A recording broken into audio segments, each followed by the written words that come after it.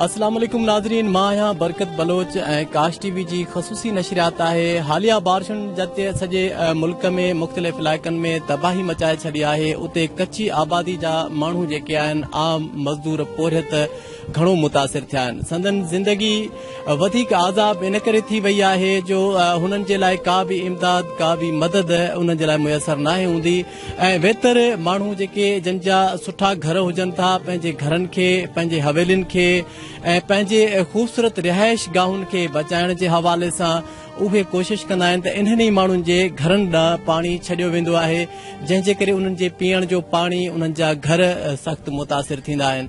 असीं हिन वक़्तु अहिड़े ई हिकिड़े इलाइक़े में मौजूदु आहियूं। हीउ ॾहरकी जो इलाइक़ो आहे जंहिंखे पड़ाव चयो वेंदो आहे, स्टेडियम चयो वेंदो आहे। GT रोड आहे, हितां समय माण्हू गुज़रनि था पर हिननि माण्हुनि ते को बि रहम करण वारो नाहे। ही उन्हनि जे घरनि जा मंज़र आहिनि, ॾिसो पिया। हालांकि इंसान हुजण जे नाते बि हिननि माण्हुनि जी मदद कई वञे। हिते हब्स आहे, जर जो पाणी ख़राब थी चुको आहे, पर ही मजबूर माण्हू उन जे बावजूद भी ज़िंदगी गुज़ारण ते मजबूर आहिनि। हिते मौजूदु आहिनि, असां उन्हनि सां ॻाल्हि ॿोल कंदासीं त हिन तकलीफ़ वारे अमल में हू कीअं ज़िंदगी पिया गुज़ारनि। असांखे इहो ॿुधायो त हीउ जेको पाणी मौजूदु आहे, कीअं ज़िंदगी तव्हांजी गुज़ारे? असांजी ज़िंदगी रात जो निंड आराम मां, ॾींहं जो धुप में वेठा आहियूं। न को कुझु आहे, पाणी आहे ख़राब पाणी थी वियो आहे, न को कढण वारो हथो। नालियुनि जो पाणी बि हेॾे कढी छॾियो अथनि।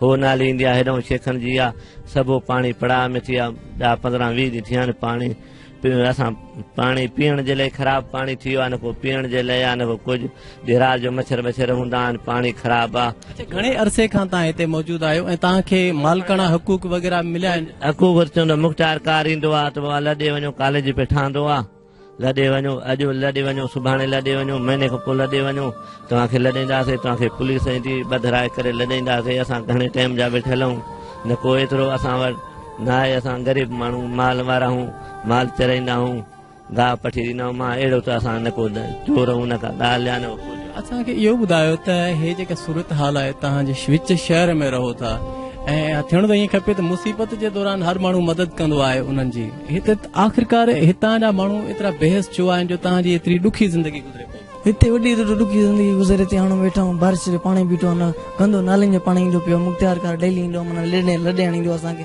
असां ग़रीब था वेठा आहियूं, पर माना झुपड़े में ज़िंदगी गुज़ारना पिया। माण्हू अमीर थी विया आहिनि कई बि।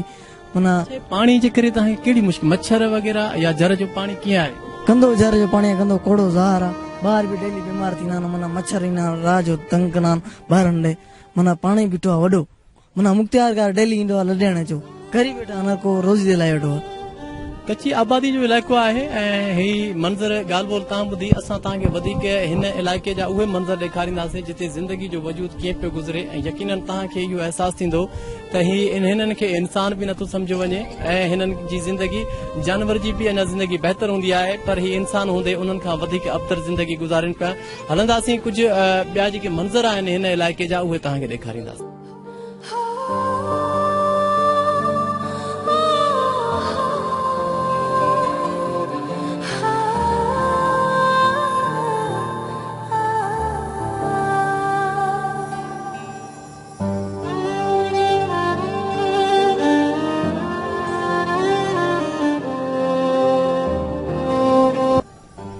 ॻाल्हि ॿोल खां पोइ ही उहो न पड़ाव जो स्टेडियम जो इलाइक़ो आहे जिते वॾे तादाद में माण्हू रिहाइश पज़ीर आहिनि। ऐं ही बारिश जो पाणी आहे। इन खां अलावा हितां जे माण्हुनि जेके घरनि जो पाणी आहे ख़ारिज थिए थो, ख़राब पाणी, उहो बि हिते हुननि छॾे ॾिनो आहे, जंहिंजे करे ही जेका आबादी आहे सख़्तु मुतासिर थी रही आहे। ऐं हिते मिसकीन माण्हू, मालबंद माण्हू ऐं पोरियो कंदड़ माण्हू आहिनि, उहे इलाही परेशान आहिनि।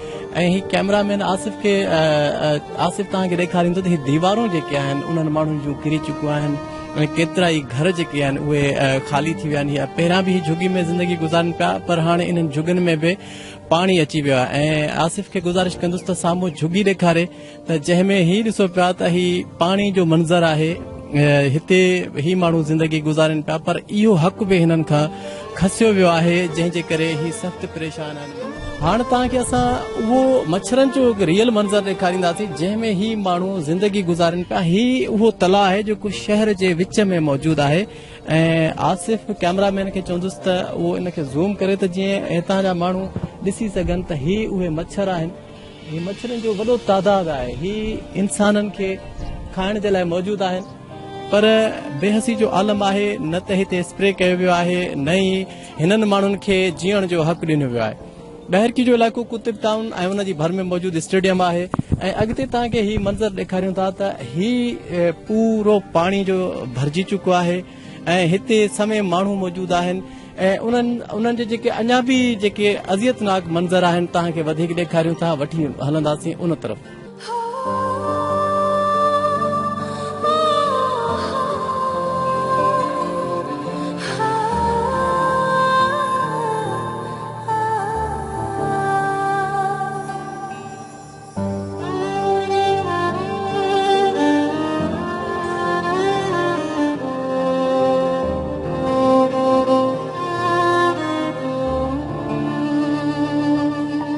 ही हुई उन अमीर शहर ॾहरकी जी बदनसीब इलाइक़े पड़ाव जूं जेको अफ़सोसनाक मंज़र हुआ ऐं हिन वक़्तु जेके ही माण्हू आहिनि सवे माण्हू आहिनि ॿारड़ा औरतूं उन में पोढ़ा बि शामिल आहिनि नौजवान बि शामिल आहिनि सख़्तु अज़ियत खे मुंहुं ॾेई रहिया आहिनि पर न त शहरी इंतिज़ामिया को नोटिस वरितो आहे न चूंडियल नुमाइंदनि को नोटिस वरितो आहे जंहिं सबबु ही हिन पाणी जे तलाउनि में ज़िंदगी गुज़ारनि पिया।